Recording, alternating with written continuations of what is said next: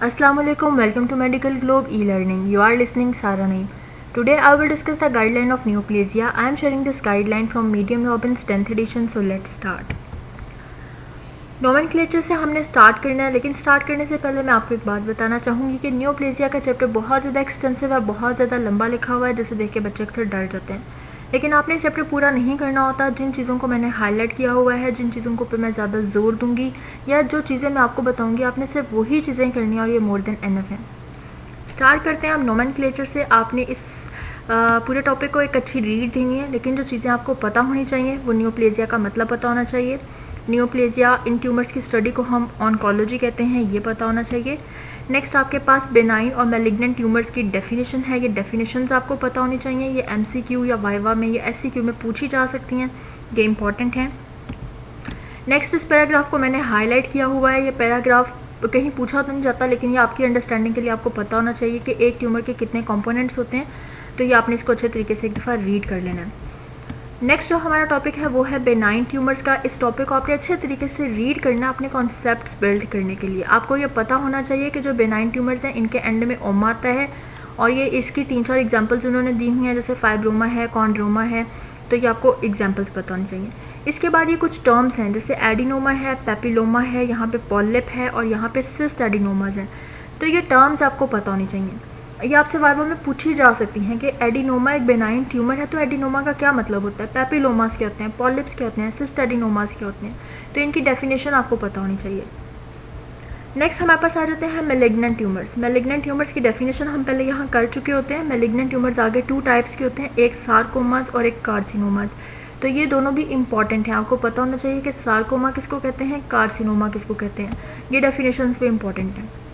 इसके अलावा बाकी जितना सारा लिखा हुआ है इसे आपने सिर्फ एक गुड रीड देनी है, याद करने की या रट्टा लगाने की ज़रूरत नहीं है। नेक्स्ट यहाँ पे हमारे पास 2 डेफिनेशंस हैं। यहाँ पे हमारे पास मिक्स्ड ट्यूमर की डेफिनेशन है, जो कि एमसीक्यू में आती है। पूछते हैं कि डाइवर्जेंट डिफरेंशिएशन जब ट्यूमर्स की हो जाती है तो उसको हम क्या कहते हैं, वो मिक्स ट्यूमर बन जाता है। मिक्स ट्यूमर की एग्जांपल होती है स्लाइवरी ग्लैंड, या इसको हम प्लियोमॉर्फिक एडिनोमा बी कहते हैं। तो आपने बस यहाँ से मिक्स ट्यूमर की डेफिनेशन करनी है और इसकी एग्जांपल्स करनी है। फिर एक इंपॉर्टेंट डेफिनेशन होती है हमारे पास टेराटोमा। टेराटोमा की डेफिनेशन आपको पता होनी चाहिए और टेराटोमा की भी एग्जांपल पता होनी चाहिए, जो कि ओवेरियन कार्सिनोमा होता है।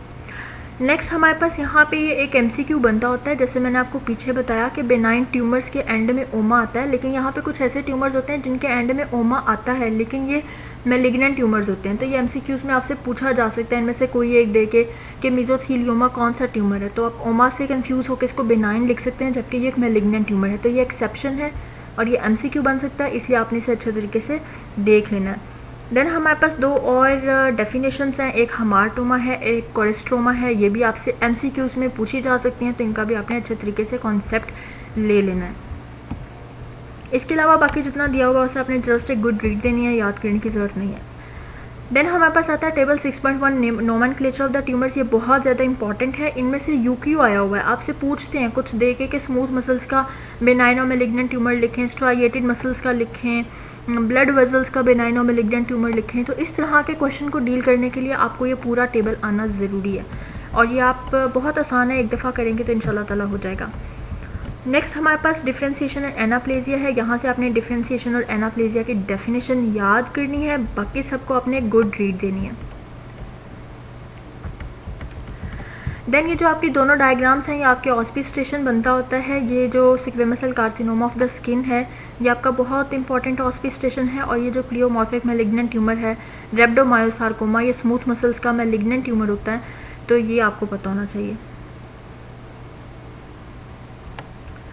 देन इसके बाद यहाँ पे एक हमारे पास यूक्यू है, एनाप्लास्टिक सेल्स के मॉर्फोलॉजिकल फीचर्स हमने लिखने होते हैं, तो ये आपका एक बहुत इंपॉर्टेंट यूक्यू है। ये आपने जो फीचर्स मैंने हाईलाइट किए हैं ये आपने यहाँ से अच्छे तरीके से कर लेने हैं, ये आपका यूक्यू है। बाकी जो लिखा हुआ है इसे आपने गुड रीड देनी है, याद करने की ज़रूरत नहीं है। नेक्स्ट हमारे पास एक डेफिनेशन आती है डिस्प्लेजिया। तो डिस्प्लेजिया आपको पता होनी चाहिए कि क्या होती है। ये डिस्प्लास्टिक एपिथेलियम की डेफिनेशन लिखी हुई है, आपको ये डेफिनेशन पता होनी चाहिए। और यहाँ पे कार्सिनोमा इन साइटू की डेफिनेशन है और आपको ये डेफिनेशन पता होनी चाहिए। इसके अलावा बाकी सबको आपने रीड करना है। देन हमारे पास लोकल इन्वेजन का टॉपिक आ जाता है। इसको भी आपने जस्ट एक गुड रीड देनी है, रट्टा लगाने की ज़रूरत नहीं है। ये आपका ऑस्पिस्टेशन है, इसे अच्छी तरह से आपने देख लेना है। नेक्स्ट हमारे पास आता है मेटास्टेसिस। मेटास्टेसिस की डेफिनेशन है, ये डेफिनेशन आपने अच्छे तरीके से करनी है। और यहाँ से मैलिग्नेंट ट्यूमर्स के 3 पाथवे से ये डिसैमिनेट करते हैं। तो ये जो पाथवेज हैं ये आपका यूक्यू है। अच्छा, अब आपने यहाँ जहाँ से मैलिग्नेंट न्यूप्लाज्म लिखा हुआ है, यहाँ से आपने पूरा टॉपिक एज इट इज़ याद करना है। ये बहुत ज़्यादा इंपॉर्टेंट है, ये आपका यूक्यू है। तो ये 3 पाथवेज हैं, ये तीनों के तीनों पाथवेज आपको पता होने चाहिए। सबसे पहले जो फर्स्ट पाथवे, इसकी ये जो एग्जांपल है कि कार्सिनोमास ऑफ द ओवरी जो हैं, ये फर्स्ट पाथवे जो हमारा सीडलिंग के थ्रू जो पाथवे होता है उसके थ्रू स्प्रेड करते हैं। तो ये आपका एमसीक्यू है, ये लास्ट ईयर प्रॉफ में एमसीक्यू आया था, तो ये आपको ये पता होना चाहिए। देन लिम्फेटिक स्प्रेड्स जो हैं ये टिपिकल ऑफ कार्सिनोमास होते हैं। ये भी आपका एमसीक्यू बनता होता है कि कार्सिनोमास ज़्यादा लिम्फेटिक स्प्रेड से डिसैमिनेट करते हैं या सार्कोमास, तो कार्सिनोमास। फिर इन लिम्फेटिक स्प्रेड से की ये 2 एग्जांपल्स हैं, लंग कार्सिनोमा और कार्सिनोमा ऑफ द ब्रेस्ट। फिर यहाँ पे आपकी एक डेफिनेशन है स्किप मेटास्टेसिस, ये एक टर्म है, आपको पता होना चाहिए कि स्किप मेटास्टेसिस क्या होता है।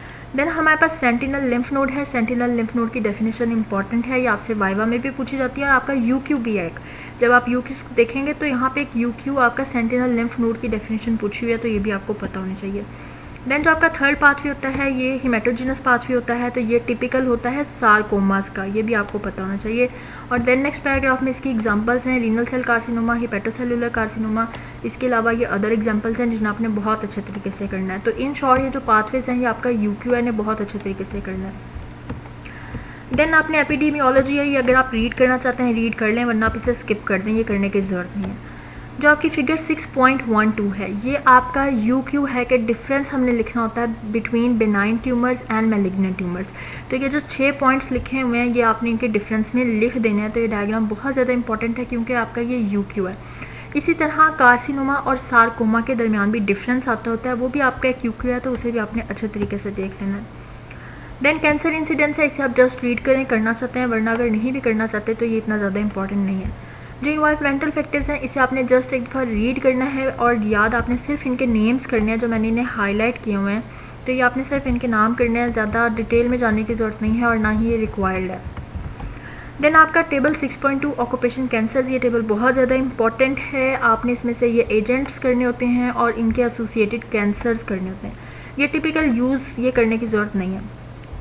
इसमें से जो एमसीक्यू बनता होता है बेंजीन का बनता होता है। बेंजीन जो है ये एक्यूट माइलॉइड ल्यूकीमिया करवाता होता है, तो ये आपका प्रॉफ का एमसीक्यू है, ऐसे आपने बहुत अच्छे तरीके से देख लेना है। Next as in cancer acquired predisposing conditions, ये आप स्किप कर दें, ये करने की ज़रूरत नहीं है। और अगर आप लोगों को मतलब सेटिस्फेक्शन नहीं हो रही, कुछ लोग होते हैं जिन्हें चीज़ें स्किप करके सेटिस्फेक्शन नहीं होती, तो वो ये समरी पढ़ लिया करें, क्योंकि समरी में हर टॉपिक का जो समरी होती है वो बताई होती है, तो आपको यहाँ से सेटिस्फेक्शन हो जाती है। और वैसे भी इन टॉपिक्स में कुछ नहीं है, तो आप इन्हें जस्ट समरी से रीड कर सकते हैं। देन हमारे पास कैंसर जीन्स हैं, इन्हें भी आपने रीड करना है। टेबल 6.4 में ये 3 जिन्हें मैंने हाईलाइट किया हुआ है। रेटिनोब्लास्टोमा के अंदर आरबी जीन इन्वॉल्व होता है, लीफ रोमानी सिंड्रोम के अंदर TP53 और ब्रेस्ट कैंसर के अंदर BRCA1 एंड BRCA2। तो ये आपके MCQs हैं, इन्हें आपने अच्छे तरीके से देख लेना है। नेक्स्ट जो हमारा नेक्स्ट टॉपिक है जेनेटिक लीजन्स इन कैंसर, इसे भी आपने रीड करना है, याद करने की ज़रूरत नहीं है, रट्टा नहीं लगाना, कभी कोई यूक्यू नहीं आया ना ही आता होता है। नेक्स्ट पेज पे जो आपकी डायग्राम है, ये आपकी डायग्राम इंपॉर्टेंट है MCQs के लिए। MCQ कैसे आता होता है? MCQ आता होता है कि जो क्रॉनिक माइलॉइड ल्यूकीमिया होता है इसके अंदर कौन से क्रोमोसोम्स इन्वॉल्व होते हैं, तो आपको पता होना चाहिए क्रोमोसोम 9 और क्रोमोसोम 22। और आपको यह पता होना चाहिए कि ABL BCR हाइब्रिड जीन बनता है। इसी तरह बर्केट लिम्फोमा, तो बर्केट लिम्फोमा के अंदर क्रोमोसोम 8 और क्रोमोसोम 14 इन्वॉल्व होता है। तो ये दोनों डायग्राम्स आपके MCQ के लिए बहुत ज़्यादा इंपॉर्टेंट हैं, बहुत अच्छे तरीके से आपने देखनी है। नेक्स्ट आप स्किप कर दें, रीड करना चाहते हैं एक बार रीड कर लें, वरना इसे करने की ज़रूरत नहीं है। नेक्स्ट जो हमारा टॉपिक है इंपॉर्टेंट वो है हॉल मार्क्स ऑफ कैंसर। ये टॉपिक बहुत ज़्यादा इंपॉर्टेंट है, इसमें से करना क्या है वो मैं आपको बता देती हूँ। यहाँ पे हॉल मार्क्स ऑफ कैंसर लिखे हुए हैं, तो ये आपका UQ है, ये आपने ऐसे ही लिखने होते हैं, लेकिन इसके साथ आपने ये 2 भी लाजमी लिखने होते हैं कि ये हॉल मार्क्स एक्सेलरेटेड कैसे होते हैं, कैंसर प्रोमोटिंग इन्फ्लेमेशन और जीनोमिक इंस्टेबिलिटी से। क्योंकि ये पैराग्राफ में लिखे हुए हैं तो बच्चे अक्सर इसको स्किप कर देते हैं, तो ये भी आपने साथ लाजमी मेंशन करने हैं। अच्छा, अब यहाँ से क्या स्टार्ट हो रहा है ये तो हमने बता दिया हॉल मार्क्स ऑफ कैंसर। अब यहाँ से वो हर इंडिविजुअल हॉलमार्क को एक्सप्लेन करते हैं, तो इनकी एक्सप्लेनेशन हमें रिक्वायर्ड नहीं है। जैसे ये फर्स्ट हॉलमार्क है self sufficiency in growth signals, तो ये अब self sufficiency in growth signals को पूरा डिटेल में एक्सप्लेन करेंगे, तो वो हमारे लेवल पे ना ही रिक्वायर्ड है और ना ही मतलब इतना याद करने की या रट्टा मारने की ज़रूरत नहीं है। इस टॉपिक को आप जस्ट एक दफ़ा रीड देंगे, सिर्फ आपने इसको रीड करना है और आपने अपना कॉन्सेप्ट क्लियर कर लेना है। यहाँ से इस पेज से कुछ करने वाली चीज़ नहीं है। आप रीड करना चाहते हैं आप इसे एक दफ़ा रीड कर लें, जो अब आगे करना है वो मैं आपको बताती हूँ। अच्छा जी, जो नेक्स्ट हमारा टॉपिक है वो है आरबी जीन। आरबी जीन को हम governor of the cell cycle कहते हैं। ये आपका बहुत ज़्यादा इंपॉर्टेंट टॉपिक है। इसमें से आपके यूक्यूज़ आते होते हैं। यूक्यू क्या होता है आरबी जीन में से? सबसे पहले तो ये एक नुडसन ने 2 हिट हाइपोथेसिस दी थी। ये आपका यूक्यू नहीं है, लेकिन ये आपका यूक्यू आ सकता है। ये आपका इंपॉर्टेंट क्वेश्चन है। 2 हिट हाइपोथेसिस, तो ये रेटिनोब्लास्टोमा जीन की इसके अंदर म्यूटेशन होती है, तो ये आपने अच्छी तरह से करना है। ये सिर्फ 2 इसके पॉइंट्स हैं, तो ये आपने ये बात याद रखनी है कि नुडसन ने 2 हिट हाइपोथेसिस दी थी। ये इसके 2 पॉइंट्स हैं और इसके साथ ही इसकी डायग्राम है। ये इसकी डायग्राम है, तो ये आपने टॉपिक अच्छे से प्रिपेयर करना है। आपका यूक्यू आ सकता है। नेक्स्ट यहाँ पे पेज नंबर 210 पे आपका एक इम्पॉर्टेंट एमसीक्यू है कि आरबी जो प्रोटीन होती है ये सेल साइकिल को किस लेवल पे रेगुलेट करती है। ये आपका एक इम्पॉर्टेंट एमसीक्यू है, तो आपने याद रखना है G1-S फेज़ पे ये सेल साइकिल को रेगुलेट करता है।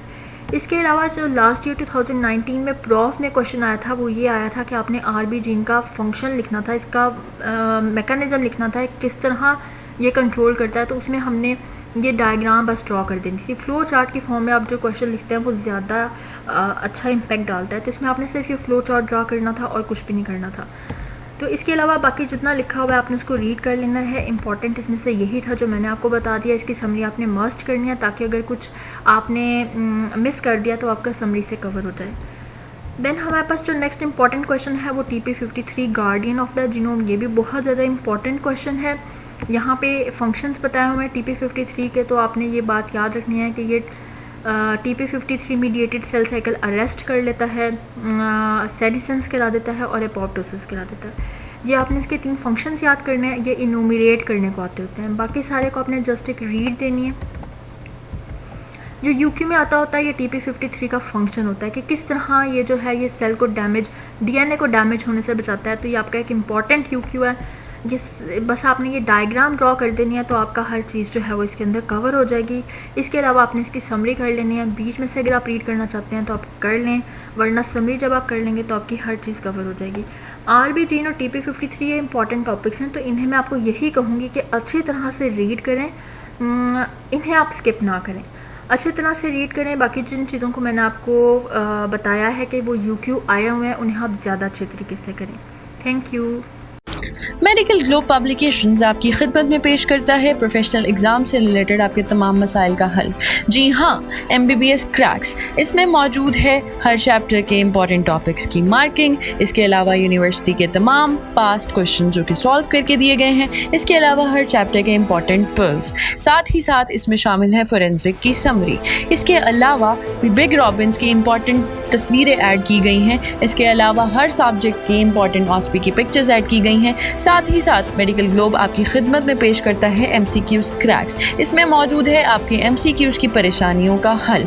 जी हाँ, तमाम की तमाम यूनिवर्सिटी के इंपॉर्टेंट MCQs इसमें ऐड किए गए हैं, जिसमें UHS के अलावा दीगर यूनिवर्सिटीज़ शामिल हैं। तो अभी इस मौके से फ़ायदा उठाइए और इस बुक को घर बैठे बैठे ऑर्डर करें हमारे दिए गए नंबर पर 0335 66 33 007।